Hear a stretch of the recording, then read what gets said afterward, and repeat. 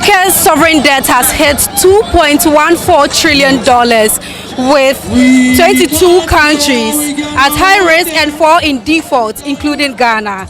Trade unions, civil society groups and activists have gathered here.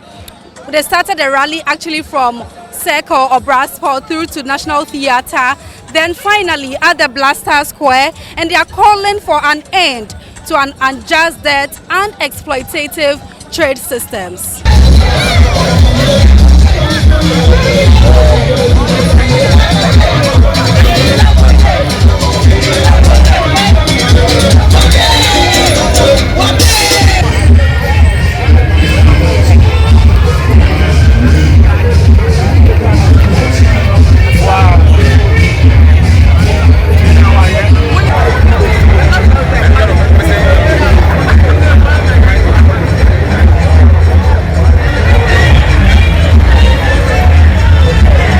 Viva Aphrodite, viva! Viva!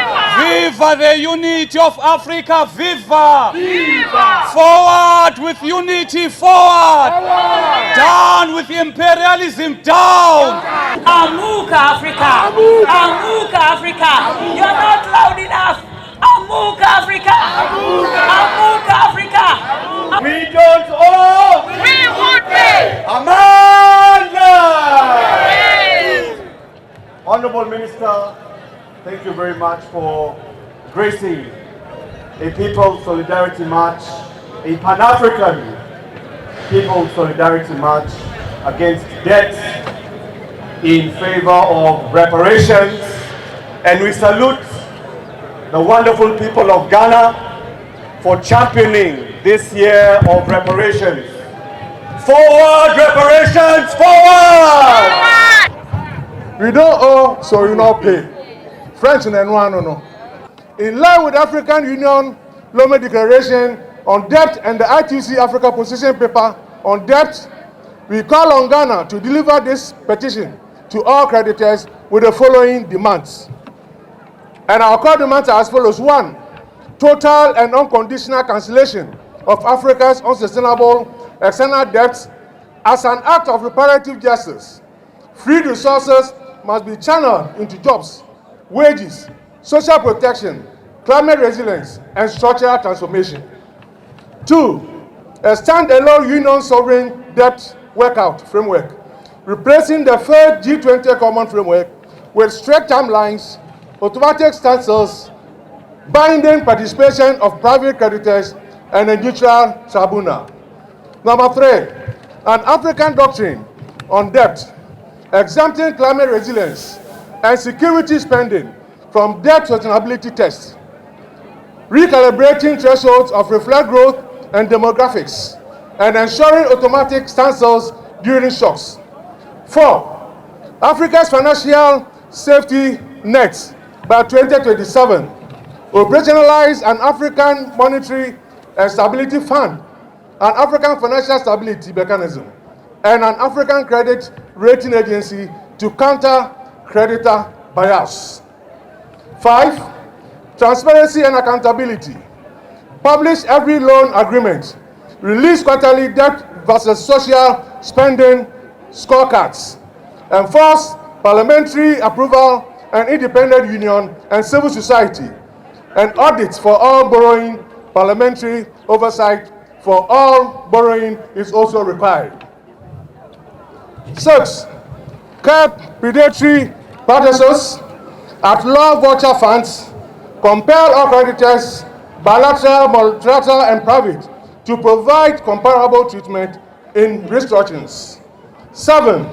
Mobilize domestic resources, fairly broaden tax base by taxing the high net worth individuals, cancel wasteful exemptions, curb illicit financial flows, and issue $50 billion in climate social bonds by 2030. 8. One African voice in global for a secure permanent African representation of global financial bodies, federal SDRs allocation, and climate and labor tests in all lending. Your Excellency, Ghana has historically stood at the forefront of Africa's liberation struggles. Today, History calls once again by transmitting this petition to Africa's creditors. Ghana can reaffirm Africa's leadership in demanding a fair and just global financial order. Debt cancellation is justice delayed. Reparative justice must no longer be denied. So in Ghana, we arrested the dollar. Hey!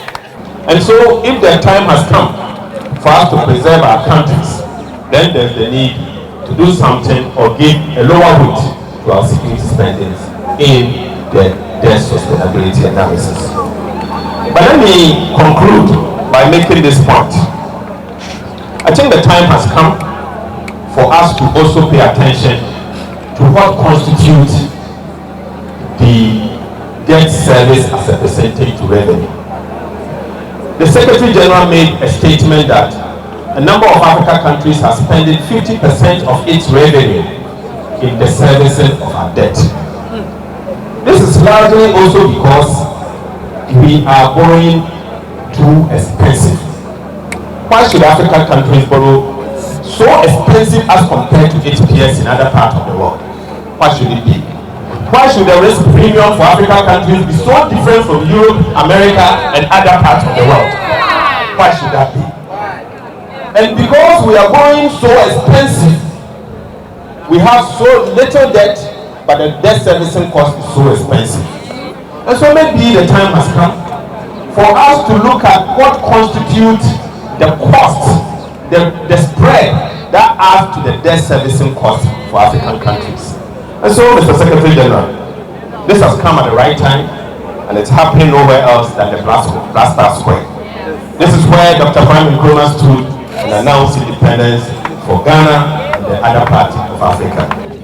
Government will move forward, and we are presenting the workers' petition on debt cancellation, reparation to the government of Ghana through the man who arrested the dollar, Honorable Atufosin, and his able deputy to the president of Ghana to champion the crusade. We will give the mic to the Secretary General to make a comment. Thank you. Thank you, Andy. Comrades, symbolically, this is a presentation from all Africa to the president of Ghana, including all the civil society organizations and every citizen who is a worker, be it at home, be it at work, everywhere, wherever you find yourself as a worker, and even those who have not been employed or unemployed. We are all fighting for this cause so that we can have better conditions of service for our citizens. God bless all of us. Africans united in this continental campaign have petitioned the presidency, but then the Minister of Finance, Dr. Kesel Atufosin, received it on behalf of President John Dramani Mahama. These people are calling for debt cancellation. They are also calling for trade justice and urgent reform of the global financial system. My name is Ernestina Sawa Asante.